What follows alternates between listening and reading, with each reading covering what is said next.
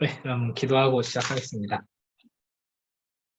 하나님 아버지 감사합니다. 오늘도 저희가 교회론 주중 모임으로 모였습니다.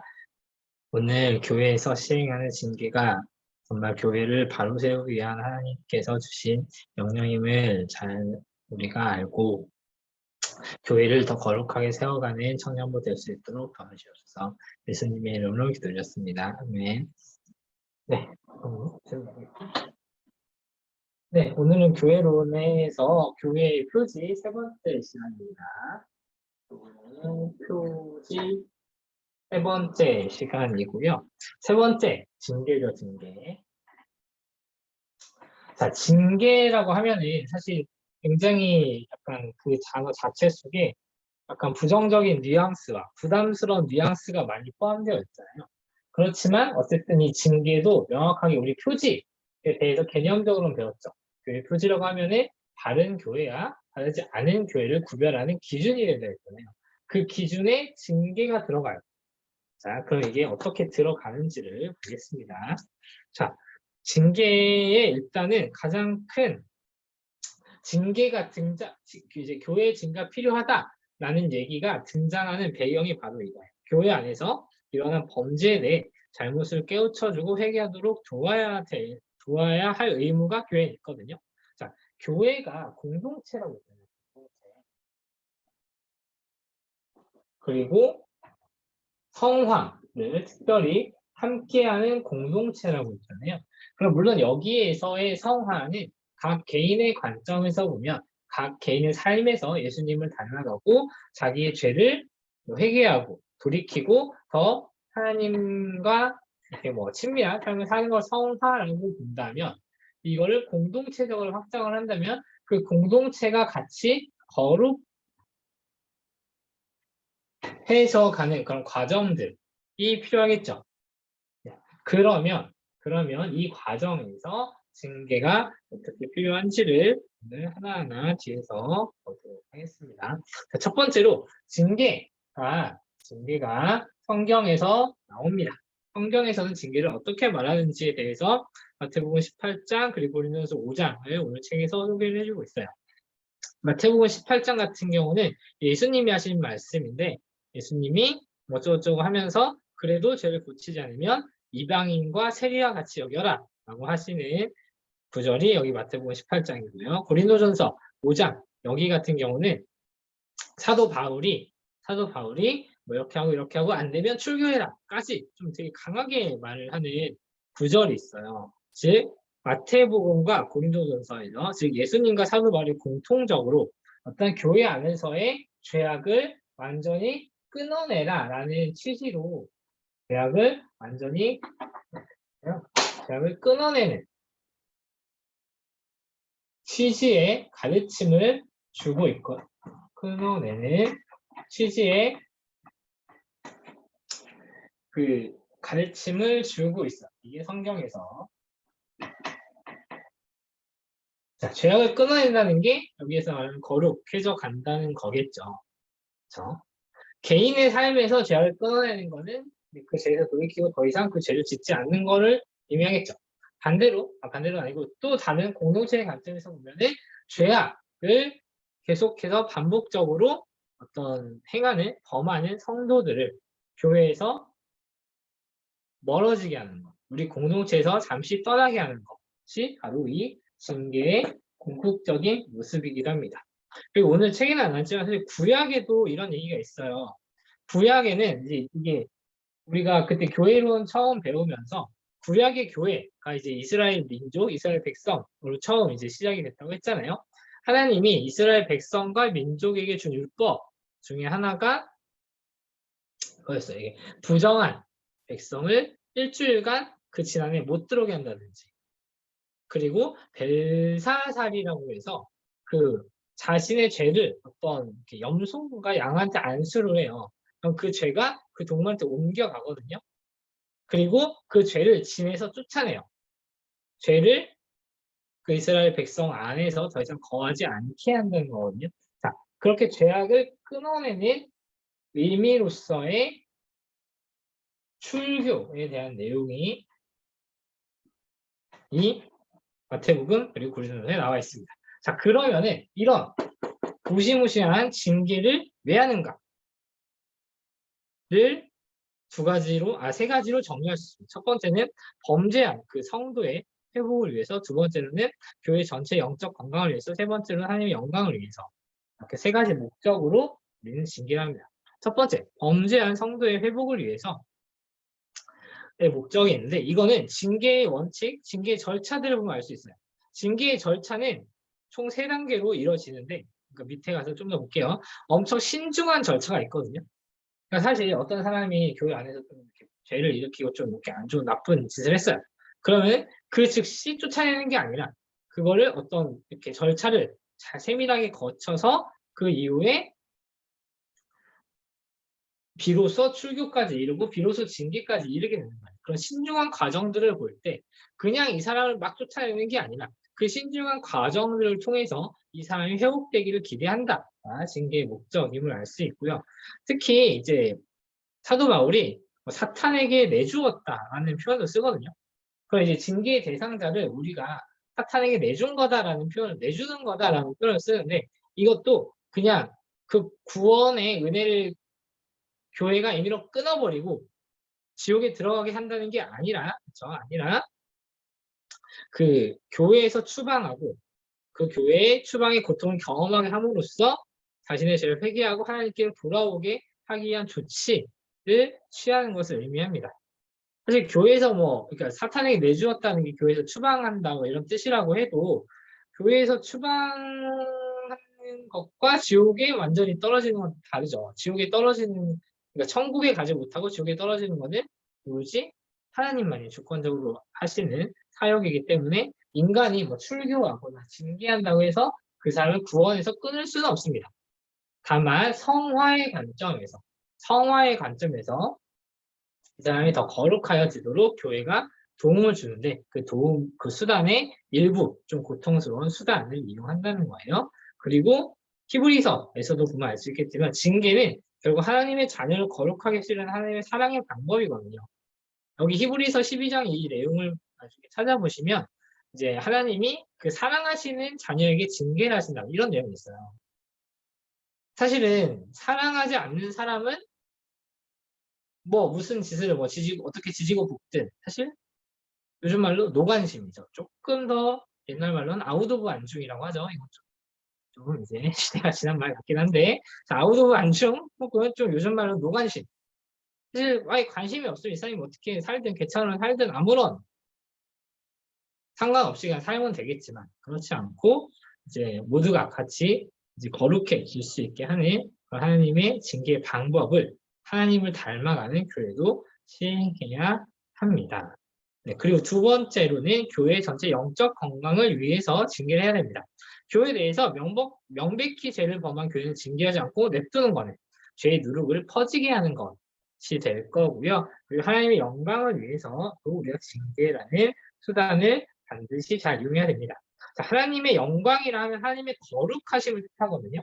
하나님의 영광이라고 하면은 하나님의 거룩하심을 뜻해요. 자, 그리고 거룩은 우리가 구별과 헌신으로 나타난다고 했죠. 자, 근데 이 구별과 헌신은 이제 우리 입장에서 볼 때 이 거룩이 구별과 헌신이고, 하나님을 거룩으로 표현한다는 것은 첫 번째로 창조주와 피조물의 구별, 그리고 하나님의 도덕적 완전함을 거룩으로 뜻해요. 사실 이 헌신이, 우리의 거룩을 설명할 때 헌신이 우리가 그 하나님의 도덕적 완전성을 닮아가기 위한 어떤 행위로서의 헌신을 의미하거든요. 어쨌든 자, 하나님의 거룩을 의미할 때는 피조물과의 구별, 그리고 도덕적 완전함을 뜻해요. 완전함을 뜻해요.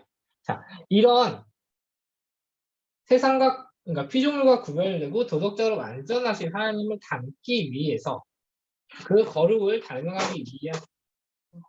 닮아가는 게 하나님의 영광을 높이는 일인데, 교회에서 세상과 구별되는, 그리고 여기 세상과 구별되고 하나님의 도덕적 완전함을 쫓아가기 위해서 이것이 미흡했을 때 징계라는 수단으로 그것을 바로잡는 조치들이 필요하겠죠. 그게 바로 징계의 목적이 되겠습니다. 그래서 징계는 아까 말씀드렸듯이 그렇다고 누가 뭐 죄를 지었어. 너 바로 출교. 이래버리면 여기 몇 명 없긴 하지만 여기 있는 우리 모두를 포함하여 아람제교회 청년부 모두 다 지금 출교되어 있겠죠. 그렇죠? 네, 그러지 않고 우리가 오늘 여기 이렇게 다시 공동체 안에서 성화의 과정을 거치면서 우리가 여기 붙어 있을 수 있는 이유는 징계 절차가 첫 번째로는 1대1 관계로, 두 번째로는 1대 소수 관계로, 세 번째로는 1대 교회 전체 관계로 점점 더 소수에서부터 다수를 거치는 과정에서 많은 기회들을 그 당사자에게 주는 그런 절차가 있기 때문에 교회가 또 그 절차를 거치면서 사랑의 마음으로 서로를 돌아보기도 하고 그런 받은 징계를 할 수 있게 됩니다. 그래서 좀 당연한 말인데 보시면 1단계에서는 피해자가 가해자에게 가서 사실 세상의 관점으로 우리가 일반적인 상식적으로 알고 있는 관점으로 보면은 피해자가 가해자에게 가는 게 좀 이해가 안 돼요. 가해자가 와서 사과를 해야 되는데. 근데 어쨌든 교회니까 그리고 사실 가해자가 자기가 어떤 잘못을 한지 몰라요. 우리 인간적인 연약함 때문에. 그래서 그 가해자의 연약함을 돌아봐주는 마음으로 피해자가 가해자한테 가서 가대 감정적 비난 자제하고 당신이 이런 범죄 때문에 뭐 내가 어떻게 힘들었고 혹은 교회가 어떻게 힘든 것 같습니다. 라고 권면을 하는 거고요. 그 다음에 1대 소수관계에서는 중립적 입장에서 양쪽 얘기를 듣고 오해를 풀어주고 회개를 권고하는 관계가 있고 세 번째로는 교회 지도자, 목사님이나 장로님에게 알리고 이제 최종적으로 성찬 금지, 직분 정지, 출교의 징계를 내리게 됩니다. 그러니까 성찬 금지, 수찬 정지에 대해서는 지난 시간에 잠깐 다뤘었고요. 직분 정지는 뭐 장로, 집사, 권사 이런 직분의 권한을 잠시 중단시키는 게 이렇게 그런 뭐 이렇게 징계적 출교 아까 말했던 교회에서 잠시 추천하는 거. 근데 다만 출교를 한다 하더라도 영원히 이 사람을 교회에서 이렇게 제명시켜 버리는 게 아니라 이 사람이 회개하고 돌아왔을 때 다시 기쁘게 받아들일 수 있는 게 출교여야 돼요. 자, 징계의 목적이 첫 번째가 범죄와 성도 회복을 위해서였잖아요. 그 성도 회복을 한다. 그러면 교회는 다시 그 성도를 받아주어야 합니다. 그래서 예수님이 그 흉악한 죄인들을 다 받아주셨잖아요. 하나님이. 네, 그거를 생각하면은 교회도 당연히 회개하고 회복한 성도들을 다시 받아줘야 합니다. 자, 그래서 징계 과정에서는 상급률이 적용되는 게 매우 중요해요. 다른 사람이 내 잘못을 충고했을 때 이렇게 해줬으면 좋겠다라는 방식으로 지적하고 회개를 촉구해야 합니다. 그래서 온유의 자세, 복수하는 마음, 분노하는 마음을 해서는 안 되고요. 겸손의 자세. 사실 내가 징계를 지금은 하는 입장이었지만 나도 더 그 죄를 짓지 않았을 뿐이지 다른 죄를 엄청 많이 짓고 있는 죄인이고 지금 이번에 그 사람이 지은 죄를 나도 또 지을 수 있다. 이런 관점을 항상 가지고 있어야겠습니다. 네, 그래서 사실 요즘 현대 교회에서는 징계를 시행하기가 굉장히 어려운 분위기가 됐죠. 징계를 하면 그냥 그 교회를 떠나서 다른 교회를 가면 되니까. 그래서 징계를 하는 것 자체는 조금 오늘 뭐 책에도 나오는 표현이에요. 조금 뭐 현실적으로 보면은 헌금할 성도가 하면 헌금할 성도가 하면 없애는 행위이거든요. 그래서 많은 교회에서 이거를 굉장히 부담스러워 하는데, 물론 이제 그러지 않은 교회가 있고, 우리 안한교회는 아닌데, 그런 교회가 있어요. 그래서, 그렇지만 그런 징계를 바르게 시행하지 않는다면, 교회 안에서 진리, 그리고 윤리가 실종될 것입니다. 그래서 징계가 그 바른 표지임을 깨닫고 이 징계를 잘 시행할 수 있는 안되게 청년부 차원에서 징계가 있지는 않을 거예요. 어쨌든 청년부라도 진짜로 징계가 필요하다 하면은 뭐 당회까지 올라가서 어쨌든 징계가 이루어져야 될 텐데 그래도 우리가 이런 인식을 잘 가지고 정말 교회 징계 그 자체 자체도 오늘 잘 배워두시고 이 징계를 그렇게 시행할 만큼 엄격히 시행할 만큼 교회가 죄악으로부터 교회를 구별하고 정결히 하는 데 힘을 써야 된다. 이렇게 잘 알아두시면 좋을 것 같습니다. 오늘 책 내용도 길지도 않고 발제도 길지도 않아서 이 정도로 마무리하면 될 것 같고 책도 간단히 읽겠습니다. 45분까지 책 읽고 다시 모일게요.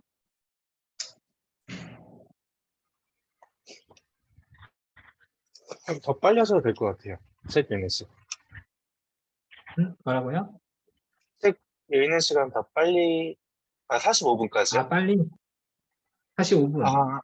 네, 45분까지. 45분이면 그렇게 길지 않을 겁니다. 45분. 네네네. 시간 잘못 봤어요. 이따 뵐게요.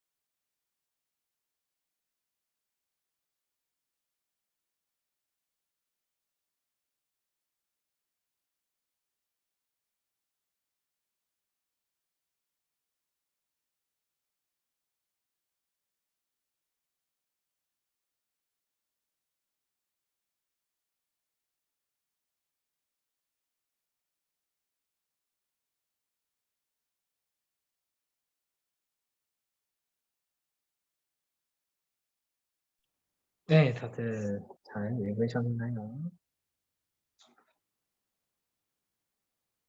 네, 확인 필요하신 거 있으면 말씀 나누고 마치도록 하겠습니다. 네. 저는 이거 들으면서 지금 고민이 됐던 게, 약간, 사실 이 내용들이 이제 우리가 실제 교회 공동체에서 이제 공동체를 꾸려을 나가면서 좀 실천적인 부분으로 끌고 들어왔을 때, 네, 좀 애매한 게 사실 너무 많은 것 같아요. 그러니까 적용하기에. 그러니까 음, 뭐, 예를 들어서 살인을 했다거나, 음, 뭐, 훔쳤다거나 이렇게 명백하게 좀 음, 범죄를 저지르는 경우에는 음, 이게 적용하기가 굉장히 쉽겠지만, 어, 좀 교리적인 음, 부분으로 들어가면은 좀 적용하기가 굉장히 애매해진다는 생각이 들어서, 음, 그래서, 이것들이, 이것, 이 징계의 기준들이 그 교리적인 부분을 판단하고, 또 만약에 그 교회가 판단하기에 한 음, 성도가 잘못된 교리를 가지고 교리를 견제하고 있고 또 그것을 다른 사람에게 계속 설득시키고 말할 때에 그때에도 이 징계의 기준을 적용시킬 수 있는가 이게 조금 그러니까 명확하게 그 기준이 안 잡혀지더라고요. 그래서 네네. 네 그래서 그러니까 예를 들어서 이제 뭐 음, 예를 들어서 뭐로 할까요? 뭐 불호성 같은 경우, 성경의 불호성 같은 경우 막 그렇게 그러니까 음, 그 예수의 신성이나 인성을 부인할 정도로 크리티컬한 그런 교리적 음, 보조는 아니지만 음, 어쨌든 우리 교단에서는 받아들이지 않는 교리잖아요. 음, 네, 그러니까 그럴 경우에 또 교회가 그 성도를 이렇게 그 내쫓기보다는 뭐라고 표현해야죠? 이렇게 아니요. 네, 권면하고 또 이제 마지막 단계는 결국 내쫓는 거잖아요. 그럴 권리가 있을까? 자, 네, 우선은 네, 이렇게 얘기를 해야 될 것 같아요. 예를 들어서 이제 네, 뭐 불로성 얘기를 했으니까 이렇게 얘기합시다. 자, 네. 이거 일단 우리 불어성은 이제 교회가, 예로 든 거예요. 응? 그러니까 불어성이 이제 그 예로 든 거예요. 네, 아니, 굉장히 너무 좋은 애매한. 얘기예요. 너무 좋은 네, 얘기예요. 일단 좋아. 자, 우리 교회가 아란젤교회는 대한예수교, 대한예수교 장로회 합동 측에 속해 있어요. 네, 네, 그리고 이 합동 측에 교회 헌법이 있고, 이 교회 헌법에 따라서 세례를 받을 때 세례 문답을 하죠. 자, 우리가 네, 지난주에 성례에 대해서 배웠잖아요. 성례에 대해서 배울 때 세례가 제가 그 얘기를 했어요. 세례가 그 공동체에서 고백하는 신앙을 나도 받아들이겠다라는 선언이거든요. 그래서 네, 세례 문답을 해요. 당신이 우리 공동체에서 믿는 이 교리를 받아들이겠느냐라고 물어요. 거기서 성도들이 뭐라고 하죠? 네라고 해요. 네, 즉 이거를 예를 들면은 사실 저도 세례문답 전문이 기억은 안 나는데 모르긴 몰라도 우리 예장 합동 측 세례문답, 표준 세례문답에는 성경의 모호성을 믿느냐라는 질문이 포함되어 있어요. 반드시. 거기에 네라고 한 사람이에요. 네, 그렇죠? 그리고 그 네 한 사람만 교회의 회원이 될 수 있어요. 음, 네, 여기서 아니오라고 하면은 그 사람이 하나님의 구원받은 백성이 아니다라고는 사실 아무도 말 못하죠. 우리는 구원자가 아니니까. 그렇죠. 근데 적어도 아난젤교의 회원은 못 되게 할 수 있어요. 음, 그렇다면 이 사람이 네라고 했어요. 네라고 했는데 갑자기 이거를 아니오라고 바꿨어요. 나는 성경의 모성을 믿지 않아요. 하고 바꿨어요. 그러면 이게 원래 이걸 네라고 하는 게 회원의 자격이었는데 이걸 네, 아니오라고 했잖아요. 그럼 회원의 자격이 어떻게 된 거예요? 박탈된 거죠.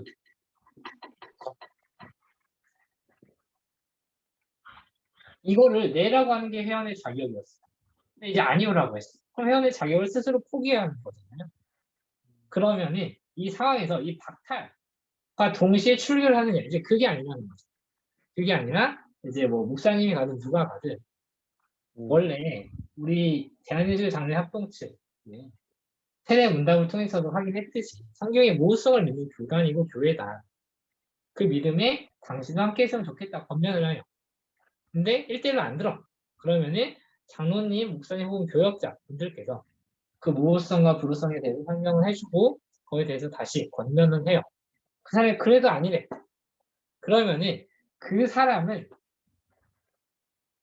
사람이 그렇다고 기독교인이 아니라는 게 아니에요. 근데 적어도 그 성경의 모호성을 따르고 고백하는 대한민국의 장례 합동측 소속 안암제일교회 회원은 될 수 없다는 거죠. 그리고 사실은 여기에 더불어서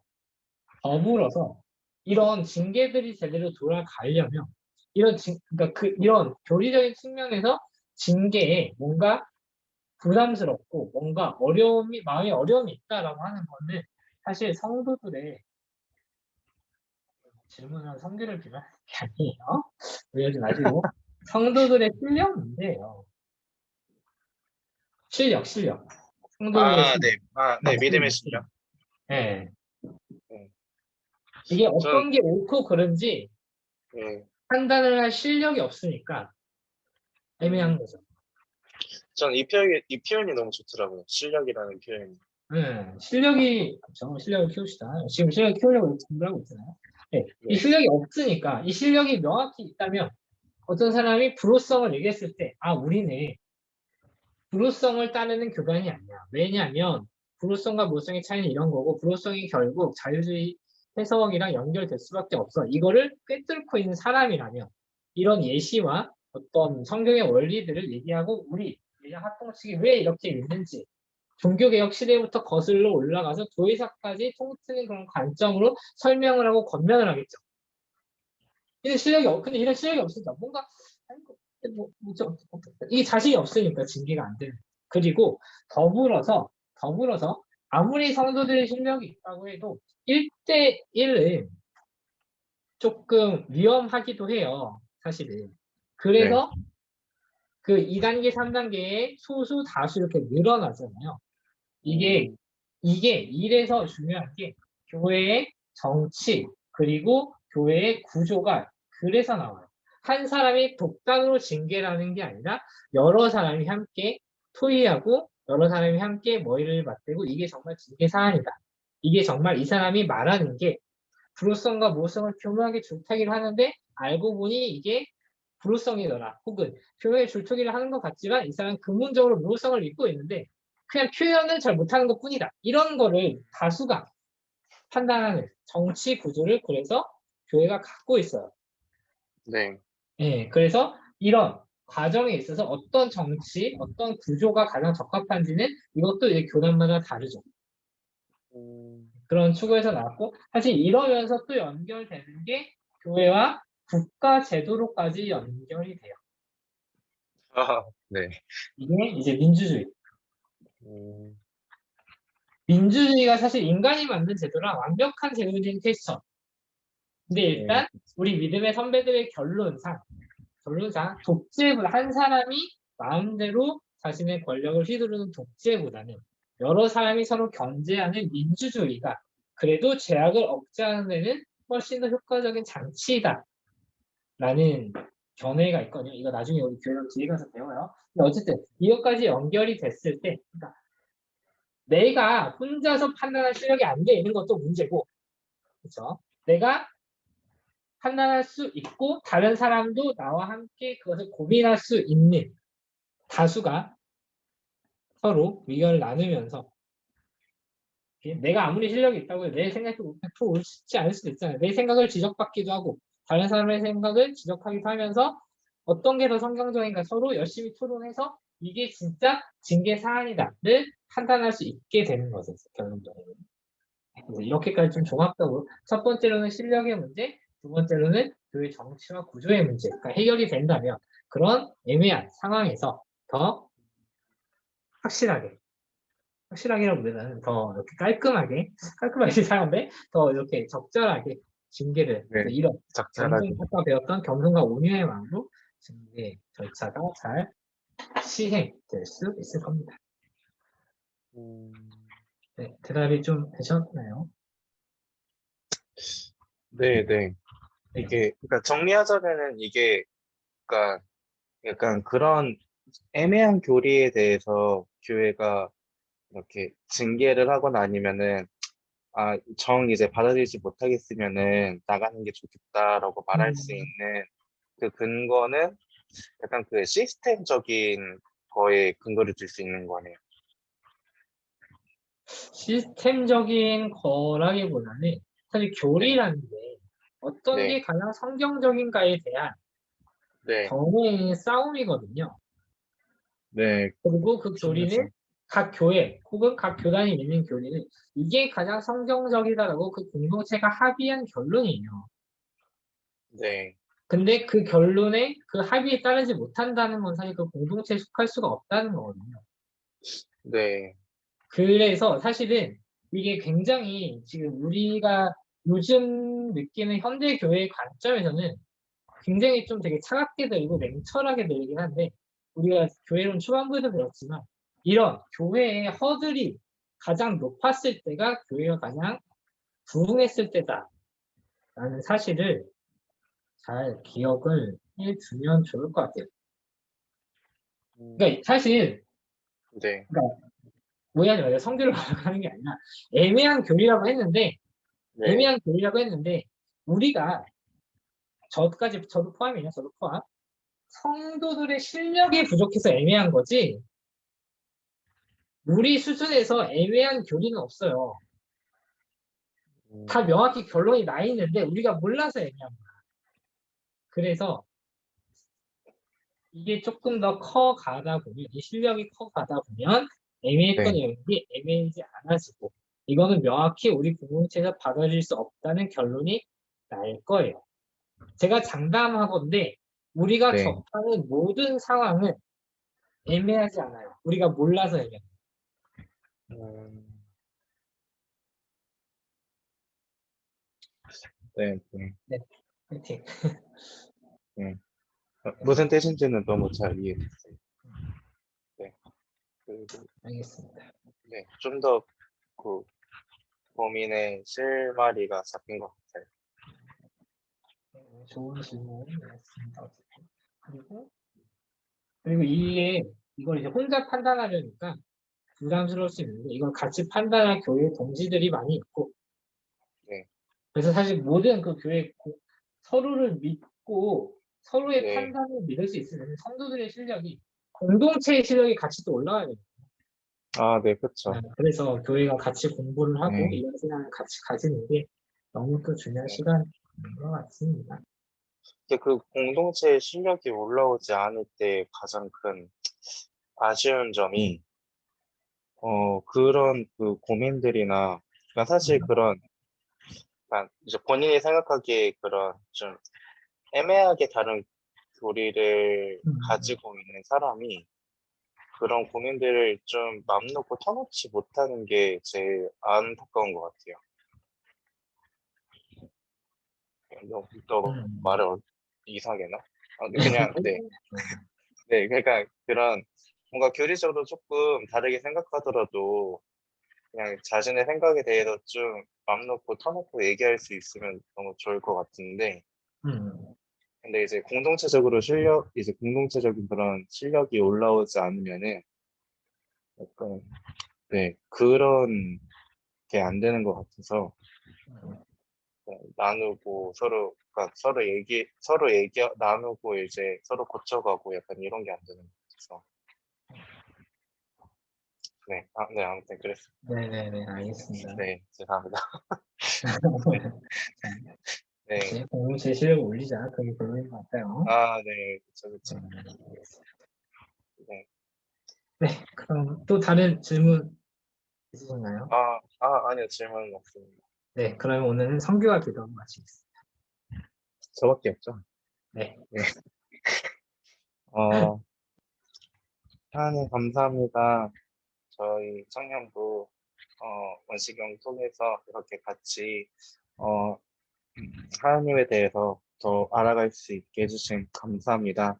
주님, 간절히 바라올 건데 이 시간들을 통해서 이 공부들을 통해서 저희가 하나님에 대해서 더 알아가고 또한 우리 개인의 그리고 공동체의 믿음의 실력이 더욱 장성할 수 있도록 그래서 저희가 하나님 보시기에 더 기뻐하실 수 있는 그리고 합당한 공동체의 모습을 만들어갈 수 있도록 하나님 허락해 주세요.